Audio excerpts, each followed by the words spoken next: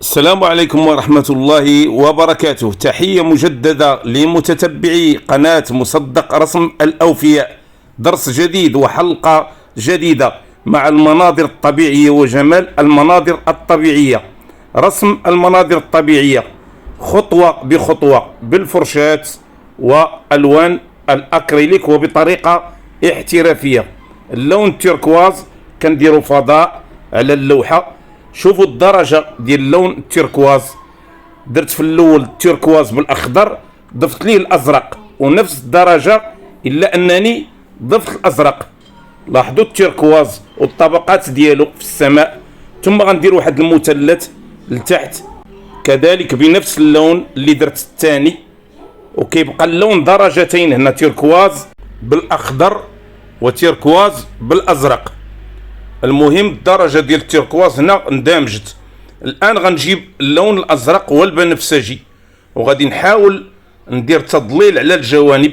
شوفوا العملية ديال التضليل بحيث كنضرب من التحت حتى الفوق بخط وبخطوط عمودية تصاعدية مائلة كيف ما شفتوا. كندير خطوط متشابكة ثم كنحاول ندمج الصباغة مع التيركواز. ولاحظوا هاد الدرجة ديال اللون كيفاش غتندمج مع التيركواز. وإلا لاحظتوا مني كنضيفوا لون مختلف على اللون الآخر كيبان اللون الأول. شفتوا هنا كيفاش بين اللون الثاني اللون الأول بالدرجة ديالو، بان وبان الجمال ديالو وبان حتى الدرجة ديال التيركواز. غادي ندمج بقوة ولكن نخلي الشكل ديال اللون على الجوانب. غادي نحاول نضيف لون تيركواز آخر يعني بطبقة أخرى، ولاحظوا باش ندمجوا مع اللون الأزرق والبنفسجي لأن الطبقة الأولى مضيئة جدا، لذلك غنغمق بواحد الدرجة ديال التيركواز ونخلي من الفوق شيء من الإضاءة خفيف، لأنني غادي ندير أشعة ديال المياه اللي غتجي من الفوق.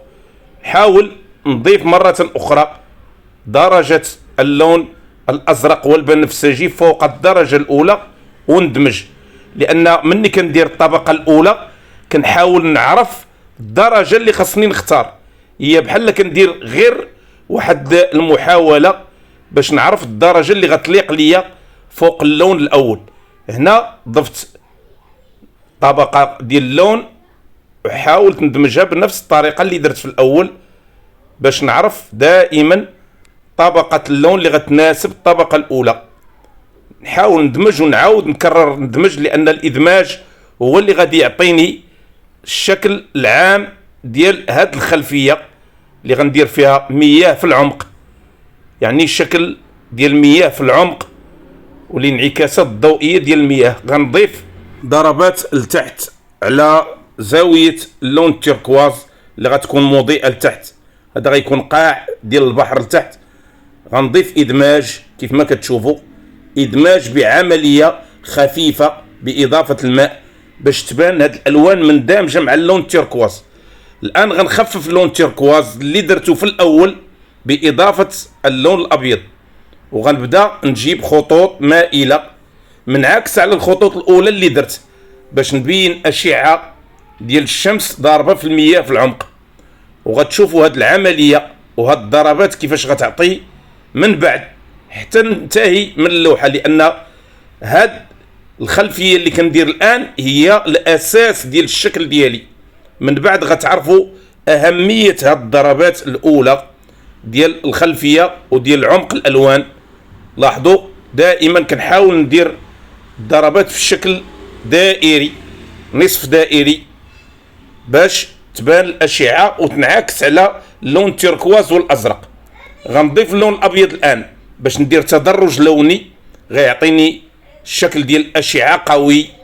ولاحظوا وهاد العملية ممكن نباشرها بأي فرشاة، ولكن دائما نحاول نختار الفرشاة المناسبة اللي غتهز لي أكبر كمية ديال الصباغة وتعطيني الضربات دقيقة بحال هذه اللي كتشوفوا فيها الآن. لاحظوا العملية ديال حركة الفرشاة. نحاول دائما نخلي لتحت اللون الأول. غنمشي الآن لتحت، غندير اللون الأسود والأزرق والبنفسجي. نهيئ لون عمق او لون ظل ديال الطحالب اللي غتكون لتحت في البحر. درجة اللون دائما غنحاول نلعب بها، يعني نفس التركيبة ديال الألوان، ولكن نلعب درجة اللون نخففها بالأزرق ونضيف عليها التركواز. المهم غيكون تنوع لوني من نفس الطبقة في هذه الجهة. لاحظوا على الجهة اليمنى واليسرى والتحت كذلك. وشوفوا الموتيف اللي كنخدم بالفرشاة باش نهيئ لون ديال الظل ديال طحالب البحر لتحت. شوفوا العملية دائما ديال توزيع اللون وديال الإدماج وحركة الفرشاة، حاولوا دائما تنتبهوا. وهاد الدرجة ديال اللون راه غادا تندمج مع الدرجة الأولى ديال اللون الأزرق والبنفسجي، لأنها غتبين تدرج، ولكن على الزوايا غتبين عمق ديال اللون اللي غادي يعطيني لون ديال طحالب في العمق ديال المياه. نحاول دائما نبني واحد الكتلة ديال الألوان. هنا زدت في الدرجة ديال اللون بإضافة الأسود، وغادي نضيف اللون الأسود هنا باش نبين العمق الأكثر في هذه الجهة.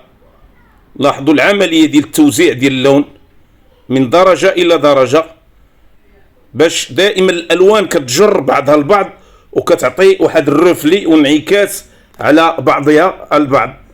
هذه المسألة انتبهوا لها، لأن اللون كيجر من اللون وكيعطي حتى تأثيره من ناحية الظل والضوء. لذلك عملية التوزيع وتداخل الألوان نحاول ندير طبقات متعددة وندير ألوان متعددة متقاربة من نفس التركيبة. الآن لتحت السطح غادي نحاول نملأ لون تيركواز بلون تيركواز آخر، ولكن غنضيف ليه التركيبة الأولى اللي فيها الأزرق والبنفسجي والأسود. غادي نحاول ندير بعض الانعراجات هنا وبعض المسالك باش نبين الانعكاس الضوئي لتحت من الفوق. لاحظوا كيفاش غادي نبدا ندير في بعض الانعراجات وبعض المسالك، الطرق الملتوية اللي كاينه لتحت غتبين تأثير الإضاءة وتأثير الأشعة ديال الشمس على المياه لتحت. ثم الفراغات غنحاول نملأها باللون الأبيض اللي دمجته مع اللون التيركواز.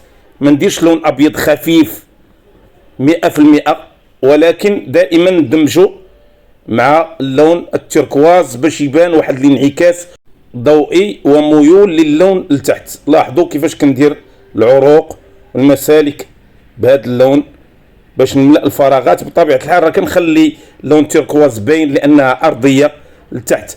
هذه فقط هاد المسالك باللون الأبيض غير انعكاس ديال أشعة الشمس اللي كاينه الفوق، وبديت بها هي الأول باش تعطيني حتى المساحة اللي غندير فيها الانعكاس والضوء في هذا العمق ديال المياه. لاحظوا طريقة توزيع اللون وبعض العروق اللي كنبني نحقق بها دائما الانعكاس الضوئي ودرجة توزيع الضوء دائما مع نفس الضربات. وشوفوا الفرشاة والشكل ديالها وكيفاش كتعطيني هاد العروق تداخلات. دائما راه كنفرق ما بين اللون التيركواز الأول واللون اللي درته في اللون الأزرق وبنفسجي، ثم نكمل التوزيع على الجوانب ديال لون ظل الطحالب. شوفوا الدرجات ديال الألوان، دائما حاولوا تركزوا معايا مع درجات الألوان. كندير بنفسجي وأزرق وأسود، والتيركواز الأول نخلطه حتى هو مع الألوان، والأسود كنحاول نعطي به عمق على الجوانب. الآن غنبدا الرسم في أوراق الطحالب. لاحظوا باللون الأسود كيف ما شفتوا ودامجوا مع الألوان الأولى، ماشي أسود 100%. ندير الطحالب نحاول نرسمها بالفرشاة. هذا لون عمق فقط كنهيئه باش يستقبل لي الألوان ديال الإضاءة اللي جاية، اللي هي غتبين لي الشكل العام ديال المنظر. لاحظوا كيفاش كنخرج الحشائش والطحالب بالفرشاة. نحاول ننوع من الحشائش، ما نديرش شكل واحد، لأن القاع ديال البحر دائما فيه التنوع ديال الطحالب والألوان كيف ما شفتوا. لاحظوا نضيف على الجهة اليمنى كذلك اللون الأسود اللي دمجته بدوره مع الأزرق والبنفسجي. نبدأ نرسم الآن بعض الطحالب، أوراق الطحالب هنا أوراق كبيرة نهيئها باش نستقبل ألوان ديال الضوء من بعد. لاحظوا بشكل أفقي الأوراق كنديرها بالفرشاة، ونحاول نعطي العمق للون على الجوانب دائما.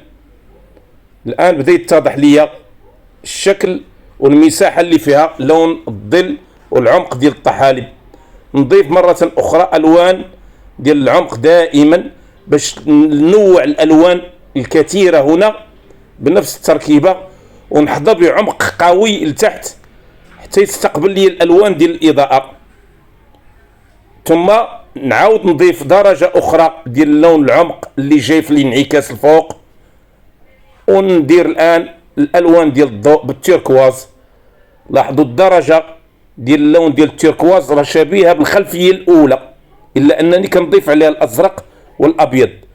ثم المساحة اللي درت فيها الظل نبدأ نوزع فيها الحشائش بفرشاة الأنجولو. ولاحظوا العملية ديال التوزيع، كنحاول دائما نضرب في الزوايا ونبعد وندير ضربات أخرى. غادي نحاول ننوع اللون بإضافة البنفسجي أحيانا والأبيض. وشتوا هاد الضربات كيفاش غادي يعطيو لي هاد العمق ديال اللون، واحد الإضاءة واقعية للحشائش ديال طحالب البحر. لاحظوا نحاول دائما نداخل ونخلي فوارق ديال ألوان الظل باش تبان بأبعاد ثلاثية وتعطي عمق. ولاحظوا كيفاش أسست أنا في الأول بالأبعاد ديالها، بحيث مشيت من المقدمة ديال الصورة إلى نقطة الأفق. إلى لاحظتوا، وحاولوا تمركزوا معايا الرؤية ديالكم في نقطة الأفق مع الخطوط، يعني خطوط الطول والعرض. حاولوا تنتبهوا لهذه المسألة وديروا دراسة لهذا البعد اللي درت أنا بالعمق ديال الألوان باش نجيب هذا الشكل بهذه الطريقة. دائما نفس التوزيع باللون التركواز فاتحو بالأبيض. ولاحظوا كيفاش نساجم هذا اللون مع لون العمق الأول. لاحظوا لأنه من نفس عائلة الألوان اللي درتها في الخلفية اللي هي التركواز. كيف ما شفتوا دائما غندير واحد التوزيعة كاملة مع المحافظة على لون الظل الأول، وندير فوارق ما بين الألوان، ونبدأ نخفف الآن ونعطي إضاءة أكثر بإضافة اللون الأبيض. لاحظوا دائما ضربات خفيفة، وكنحاول نعرف فين نوزعها فقط باش تعطيني الشكل العام وتناسب ليا كل زوايا هذا المنظر. الآن غادي نحاول ندير بعض الطحالب تحت باللون تيركواز واللون البنفسجي والأزرق والأبيض بفرشاة الأنجولو. لاحظوا العملية ديال توزيع اللون مختلفة شيئا ما على العملية الأولى اللي كنت كندير ضربات في الأول، ضربات الثاني. هنا نحاول نجيب الفرشاة مسطحة واللين الصباغة بسلاسة، ثم نعطي الإضاءة باللون الأبيض من الجوانب. لاحظوا شوفوا حتى الشكل ديال الفرشاة اللي كيساعدني بشكل كبير في مثل هاد الزوايا الضيقة باش نرسم هاد الموتيف. عمليات بسيطة باش يعني نملأ العمق ديال الألوان بالإضاءة وتبان تفاصيل دقيقة، وحتى اللون يبين المنظر ديال الخلفية، لأن الألوان كتلعب دور في إظهار المنظر الطبيعي، بخلاف إلا درت لون أو اثنان كتبقى اللون أو كتبقى اللوحة يعني ميتة. لذلك التنوع اللوني في المنظر الطبيعي يعطي بهجة للمنظر ويعطي حياة للمنظر. اللون التيركواز غنبدا نملأ به الأوراق اللي درت بارزة وظاهرة، لأن هذه حتى هي إضافة لهذه اللوحة وغتعطي تكملة للألوان ديال الخلفية اللي درت في الأول. وإلا لاحظتوا دائما التركيبة ديال الألوان اللي كتكون في المنظر الطبيعي خاصة تكون عندها علاقة وطيدة ببعضها البعض، ولو تركيبة لونية فيها 3 أو 4 الألوان. احنا بدينا بالتيركواز ودرنا الأزرق والبنفسجي، ولاحظوا دابا كيفاش كنستعملوا التيركواز مرة أخرى والأزرق. إلا لاحظتوا دائما تفهموا هاد المنظومة وهاد السنفونية اللي كنخدم بها في المناظر الطبيعية.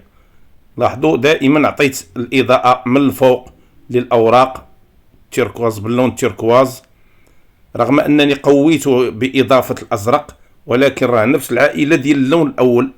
ثم غنضيف عمق بإضافة الأسود لتحت باش تبان عندها ظلال وإضاءة، الظلال لتحت والإضاءة من الفوق. وغادي نباشر بها ألوان أخرى. الآن اللون البنفسجي غنمشي الألوان اللي درت لتحت فيها العمق، فيها اللون الأسود، غادي نضيف لها البنفسجي باش ندير حشائش دائما. لاحظوا اللون البنفسجي في الأول درتو بوحدو، في الثاني ضفت ليه اللون الأزرق والأبيض باش نبدل درجة اللون ونوزعو لداخل كيف ما شفتوا. نحاول نوزعو بضربات خفيفة باش يبان البنفسجي كذلك عنده تأثير في الألوان، ونخففو بالأبيض ونضيفو بعيد كيف ما كتشوفوا باش يبان عمق ديال البحر وتبان الحشائش. ثم نضيف بعض طحالب باللون الأسود والأزرق نبينها على الجوانب، لأنني غادي ندير لها اللون ديال الإضاءة من بعد، باشر ليه لون الإضاءة. المهم غنبدا نحاول ندخل في التفاصيل أكثر وندقق في التفاصيل. اللون البنفسجي والأحمر بوردو أو القرمزي والأصفر والبنفسجي، لاحظوا، وحتى الأبيض ضفتو. غادي ندير إضاءة كذلك الورقة لتحت أو الصدفة غتكون لتحت في عمق البحر. لاحظوا الشكل ديالها.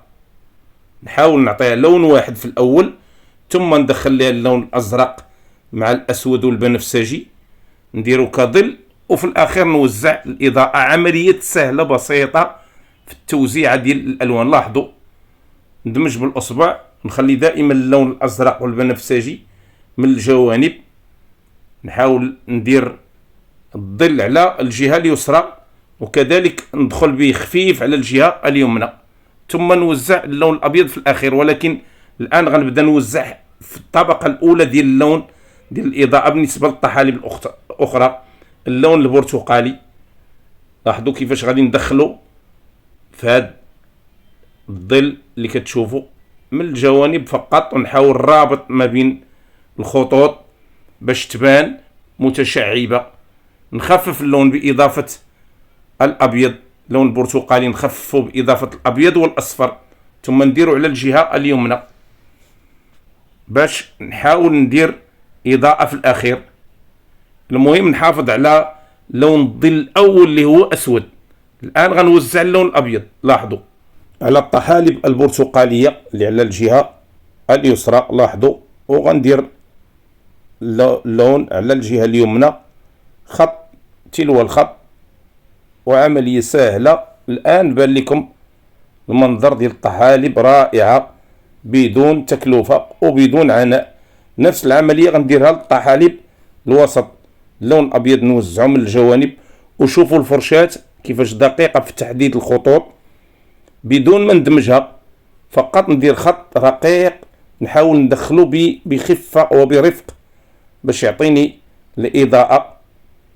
وعلى الجانب، على أقصى الجانب ديال الطحالب، لأن اللون الأبيض مضيء جدا وهو اللي يكمل لي الإضاءة في جميع ألوان الضوء أو ألوان الظل. لاحظوا دائما، وندخل اللون الأبيض الآن بخطوط باش يبان مال اللون البرتقالي. هنا اللون الأزرق والبنفسجي غنديرو في هاد الحشائش لتحت. ولاحظوا كيفاش التنوع اللوني بدا يبين في اللوحة. التنوع اللوني رائع في هاد الشعاب المرجانية في مثل هاد الرسومات، كيعطي واحد البهجة للوحة وسرور، كتبان فيها الألوان مضيئة رائعة. اللون الأبيض غنختم به باش ندير إضاءة على الجوانب دائما بنفس الفرشاة.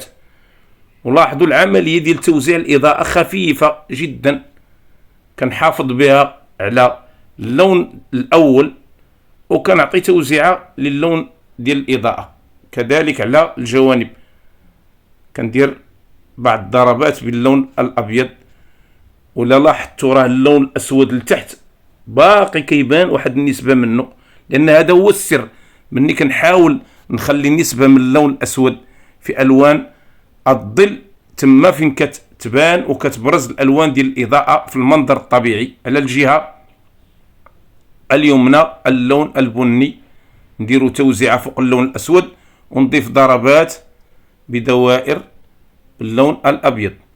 لاحظوا اللون الأبيض غادي نوزع به الأوراق اللي درت باللون تيركواز باش نبين الانعكاس الضوئي على هاد الشعاب المرجانية والأوراق. لاحظوا الخطوط والعروق اللي كنوزع، شوفوا الخطوط كيفاش كندير لها ضربات خفيفة، نحاول نموجها ونداخل بشكل جميل ومنظم. لاحظوا ضربات خفيفة وما كتيراش، اللون اللي غيعطيني الدقة هنا وغيبين لي ويبرز لي هاد المعالم ديال الأوراق اللي كاينة لتحت في قاع البحر. ثم غادي نوزع اللون الأبيض في الصدفة. لاحظوا الجوانب على الجهة اليسرى والجهة اليمنى، كندير اللون بجرات ونحاول ندمجو إدماجة خفيفة، مرة بالأصبع مرة بالفرشاة. لاحظوا كيفاش غنحقق ديك الالتواء ديال الصدفة باش تولي تبان. لاحظوا من الجوانب مع الحفاظ على لون الظل تحت كيف ما كتشوف باش تبان ببعد ثلاثي. ثم غنوزع اللون الأصفر والأخضر في هاد المنطقة كلها اللي فيها الظل بنفس الفرشاة. رسم هنا سمكة، نوزع أولا الأبعاد ديال السمكة باللون الأصفر بدون تخطيط، مجرد رسم مباشرة بالألوان كيف ما كتشوفوا. أحيانا لا يقتضي الأمر أنني نخطط لأن العملية كتكون سهلة ديال التخطيط، سمكة سهلة في الرسم كيف ما كتشوفوا. نعاود نخفف اللون بإضافة الأصفر الحامضي ونقوي اللون بهذه الإضافة. لاحظوا بنفس الفرشاة، فرشاة الأنجلو الدقيقة، لاحظوا لها أسنان دقيقة بحال المسطرة كتعطيني الدقة في تحديد اللون. عاود نأكد اللون مرة أخرى، ندير الزعانف من الجوانب، لاحظوا بضربات خفيفة. ثم نضيف اللون البني ونوزع عفوا هذا اللون كذلك على جهة أخرى، ندير سمكة صغيرة بهذا اللون. لاحظوا التوزيعة خفيفة بدون ما نخطط. غندير اللون بإضافة الأخضر ونضرب ضربات خفيفة. لاحظوا هاد التوزيعة مرة أخرى كيفاش غتعطي للمنظر واحد الإشراقة لونية. لاحظوا ضربات خفيفة باللون أصفر وأخضر وأبيض، عطاء للمنظر إحياء للون. غنضيف هنا اللون البني للسمك من الجوانب باش ندير لها تضليل. لاحظوا الدرجة ديال اللون البني فيها لون أحمر وأسود وأصفر. الآن غنضيف اللون الأصفر والأبيض من فوق السمكة باش نعطي إضاءة. لاحظوا من الجوانب بدات المعالم ديال السمكة كتظهر، كتشكل الأبعاد الثلاثية ديالها بهذه الطريقة. ثم ندير خطوط باش ندير بعض التفاصيل في السمكة وندير اللون أبيض نديرو كإضاءة العين لتحت. نضيف اللون أسود وأخضر وأصفر. دائما التفاصيل خاصها تكون دقيقة باش نحدد دائما الواقعية في المنظر ديالي. الفوق غندير اللون أصفر وأبيض آخر ما غنديرو باش نعطي الإضاءة الأخيرة اللي غتبين لي هاد الشكل العام ديال السمكة. لاحظوا من الفوق خطوط رقيقة ودقيقة من الفوق ومن الجوانب لتحت كذلك، وسط السمكة بخطوط نصف دائرية. نكون نهيت هذا المنظر ديال السمكة بهذا الشكل رائع وجميل. إضافة لسطح الماء باللون الأزرق والأسود والبنفسجي باش نعطي واحد زبد ديال الأمواج كيف ما كتشوفوا. غادي ندير فيه عمق ديال الألوان بخط أفقي غيدوز تحت أشعة هاد الشمس اللي كاينه في المياه. لاحظوا بخط أفقي نحاول ندير الصباغة خفيفة وندمجها. لاحظوا نحاول ندمجها بطريقة خفيفة وبدون ما ننظم الضربات، يعني كنحط اللون عشوائي ولكن في شكل أفقي كيف ما كتشوفوا. ندمجو باستعمال الماء باش يعطيني اللون خفيف هنا في هذه المساحة. نحاول ندمج ونرجع ثاني ندمج حتى يبان اللون دايب في اللون كيف ما شفتوا. لاحظوا هنا الموتيف اللي عطاني والشكل اللي عطاني ديال زبد مياه وسط هاد العمق ديال المياه باللون الابيض من الفوق باش نبين الانعكاس الضوئي دائما اللي غيعطيني مياه، وسط المياه كيف ما كتشوفوا. لاحظوا نحاول ندير اللون من الفوق وبإضافة خفيفة وبطرف الفرشاة، ولاحظوا الشكل ديال الفرشاة اللي كيساعدني باش نحط مثل هاد الضربات. ثم ندير لون تيركواز لتحت يعطيني الانعكاس الضوئي مرة أخرى للألوان ديال الخلفية، ودائما كندخل لون تيركواز. الآن التخطيط ديال الدوفان أو الدولفين كيف ما شفتوا غنخططو بطريقة معهودة بكل سلاسة وسهولة. غندير جوج ديال الدوفان وسط هذا المنظر الطبيعي بحركتين، حركة أفقية وحركة عمودية مائلة. لاحظوا الدوفان الأول فوق الشعاب المرجانية، الدوفان الثاني شكل متوازي ولكن في شكل عمودي الفوق. تخطيط باللون الأسود وبفرشاة لسان الطير. طبيعة الحال راني درت واحد تخطيطة بقلم الرصاص أو قلم الفحم ثم كملتها باللون الأسود. لاحظوا دابا العملية الآن غادي نحاول نقسم التلوين. الفوق غندير اللون أزرق وبنفسجي وأسود، التحت غادي ندير اللون الأبيض والتيركواز. لاحظوا العملية ديال توزيع اللون وقسمة اللون في هذا الدوفان اللي كندير فوق دائما اللون الأزرق والبنفسجي والأسود. هذه العملية ديال التوزيع الأولى اللي غتكون سهلة، كنوزع في الحدود ديال التخطيط اللي درت، لأن اللون ديال الدوفان هو هذا كيف ما كتشوفوا.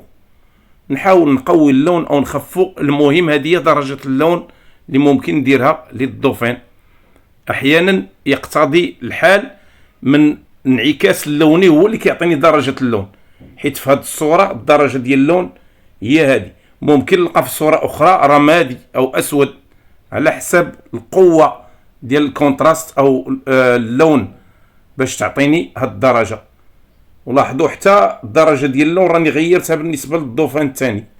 لاحظوا درت الدرجة الثانية، علاش؟ لأن حتى الحركة ديال الدوفان راه كتبدل اللون على حسب الوضعية، ولكن ملي غنضيف اللون الأسود غتشوفوا كيفاش غيندمجوا الألوان. المهم نوزع التوزيعة الأولى بهذه الدرجة. التوزيعة الثانية غندير فيها اللون التوركواز والأبيض فيما تبقى من الجهة لتحت اللي باقا خاوية ما فيهاش اللون، خصني نوزع فيها اللون التوركواز الخفيف. بعد ذلك حتى قبل ذلك غندير الألوان ديال الظل في الزعانف بنفس الدرجة ديال اللون ونضيف عليهم شيء من الأسود. والتوزيع هنا بفرشاة الأنجولو، توزيعة خفيفة كيف ما كتشوفوا، ممكن أي مبتدئ يديرها. الآن اللون التيركواز، لاحظوا درجة اللون التيركواز تقريبا شبيهة بالخلفية الأولى أو ألوان الأشعة اللي من الفوق. المهم غنوزع توزيعة واحدة ديال اللون باش يبان ليا فين غادي ندير التفاصيل الأخرى. نبدأ بالأول أو الثاني، المهم خاصني نوزع التوزيعة الأولى ثم التوزيعة الثانية للدوفان الثاني. كيف ما كتشوفوا نحاول دائما بتؤادة وبدقة نمشي على الخطوط اللي رسمت باش ما نفوتش الخط ديالي ويكون الرسم ديالي دقيق. لاحظوا نحاول حتى الخط اللي خططت ما يبقاش يبان، لأنه عيب في الرسم أن الخطوط ديال التخطيط الأولى خصها تبان.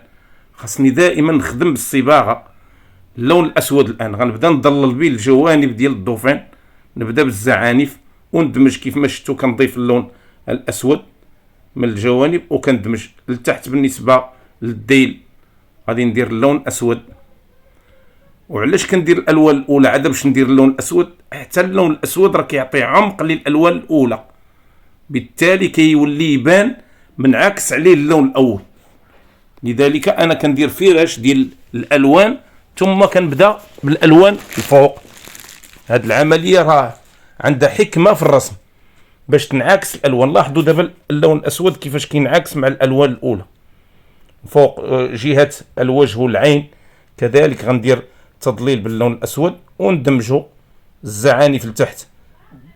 غندير اللون الاسود وندمجو، لاحظوا بفرشاة الانجلو. دائما درجة الفرشاة كتشوفوا فيها درجة صغيرة، وممكن تستعمل اصغر على حسب، دائما على حسب ما تقتضيه العملية ديال التوزيع. كذلك الضوفان الثاني غادي ندير فيه اللون الاسود في الديل والزعانف والجهات اللي فيهم التضليل. وهذه العملية دائما كتبغي شيئا من الانتباه وشيء من الدقة فقط. كتبقى العملية الأخرى اللي هي إدماج اللون ديال الإضاءة وإدخاله في الألوان الأخرى. هذه اللي كتبغي شوية الحرفية. لاحظوا ضربات وطريقة انسيابية الفرشاة من الجهة اليمنى إلى اليسرى وهي مائلة. لاحظوا باش تعطي الإضاءة وتحاول تحافظ على نسبة اللون في الضربة، ما تدخلش اللون الفوق في اللون الأسود والأزرق وفي نفس الوقت كتعطيه نسبة من الفوق باش تبان الإضاءة ديالو. لاحظوا دائما هاد العملية كتبغي شيئا من الحرفية، ولكن إلا تبع الإنسان وشاف العملية راه يقدر يعني يديرها بكل سلاسة. خاص شوية انتباه فقط. نحاول العملية نعاودها نديرها. هنا راه لون تيركواز هذا اللي كتشوفوا فيه من الفوق، كنضرب ضربات خفيفة بحيث كنحاول نوضع الفرشاة من الفوق بدقة ونجر جر خاطفة باش تعطيني الموتيف. لاحظوا نحاول نكرر عملية الطلاء بنفس الطريقة، نضرب ونعاود نضرب حتى يبان اللون قوي، لأن لما بانش اللون وغمق عليه اللون لتحت ما تبانش الإضاءة. كتبقى التوزيعة الآن الأخيرة اللي هي اللون الأبيض، غنختم بها كاع هاد التفاصيل ديال الضوفان اللي شفتوا، وهي اللي غتعطي الفارق في هاد الرسمة. اللون الأبيض كيعطي إضاءة قوية لأنه أقوى الألوان هنا في الإضاءة. وكيف ما قلت دائما تركيبة ديال الألوان الضوء دائما سيد وهو اللون الأبيض. لاحظوا كيفاش كيعطي الإضاءة بالبعد الثلاثي والواقعية كتبان في هاد الضربات بإضافة اللون الأبيض اللي كيختم لنا العمل بدقة. وكيف ما قلت دائما الوضعية ديال اللون هنا كتبغي شيء من الحرفية شيء من الدقة. راه ما يمكنش مثلا ندير مثل هاد الضربات إلا ما دققتش في الفرشاة وحطيتها بدقة وضربت في الزاوية اللي خاصها تبان الإضاءة دقيقة، لأنني لا ملت يمينا أو يسارا كنخسر العملية ديال توزيع الإضاءة. حاولوا تفهموا هذا الكلام لأنه دقيق في إيصال المعلومة. كتبقى لي العملية الفوق الآن. لاحظوا كيفاش كنوزع اللون الأبيض على الجوانب باش تبان حتى حركة الضوفان في الماء. لاحظوا دائما الجوانب اللي فيها الإضاءة نحاول نوزعها بدقة من الفوق. ندير خط بفرشاة الأنجلو، بطبيعة الحال كنختار الفرش اللي كتعطيني مثل هذه الدقة وكنجر. لاحظوا الجرات الخاطفة ديال الإضاءة ونحاول نقلب الفرشاة باش ندير مثل هذه الخطوط غتبين لي الموتيف ديال الضوفان. ثم نمشي للجوانب اللي بقات لي فيها يعني الأنف والفم باش نعطي الإضاءة ونحدد الإضاءة بشكل دقيق. نخلي جوانب ديال الظل بعملية سهلة، ثم ندير اللون الأبيض وسط اللون الأسود باش تبان الإضاءة ديال العين. كذلك الزعانف الفوق باللون الأبيض. مراحل دقيقة سهلة بسيطة كيف ما قلت، كتبغي شيئا من دقة وشيئا من انتباه. العملية الأخيرة وإن كانت كتبغي حرفية، ولكن كيف ما كتشوفوا راني كنسهل العملية ديال التوزيع بكل سلاسة. المهم اللون الأبيض سيد ألوان الضوء كنختم به هذا المنظر الطبيعي الجميل، منظر دلافين واقعية تحت أشعة الشمس وسط الماء بتفاصيل مبهرة وتقنيات مدهشة واقعية كيف ما شفتوا، كيف ما لاحظتوا، كيف ما تابعتوا الفيديو من الأول ديالو إلى الآخر. إلا كنتوا معايا حتى لهاد اللحظة ما تنساوش الاشتراك في القناة والضغط على زر لايك وتفعيل زر الجرس. الفيديو موجه دائما لعشاق الرسم والمناظر البحرية، وكنشكر دائما كل أحبابي المتواصلين معي المشجعين لقناتي من قريب أو من بعيد. كنتمنى من الله دائما تكون هذه الحلقات فتح عليهم وإفادة عامة للتقنيات والجديد من الأعمال ديالي. وكذلك ملاحظة لأحبابي المتواصلين معي، أجيبكم على قدر الاستطاعة في الأسئلة ديالكم اللي كنعرفوا كنحاول نجاوب عليه، اللي ما كنعرفوش على قدر المستطاع. وبالنسبة للألوان ديال الأكريليك اللي كيسولوني فيها أحبابي كثيرا، راني كنجاوب، ولكن في القدر كما قلت في قدر المستطاع. ما أفور دائما توصلي بأي معلومة كنشاركها مع أحبابي للإفادة والاستفادة. دائما كنشكركم على تواصلكم، وكنشكركم على دعم القناة ومحبتكم ليا وللقناة. ما تنساوش الاشتراك في القناة والضغط على زر لايك مرة أخرى، والبارطاج ديال المحتوى بين أحبابكم وأصدقائكم. أستودعكم الله إلى حلقة مقبلة أعيدكم بالجديد المفيد. السلام عليكم ورحمة الله وبركاته.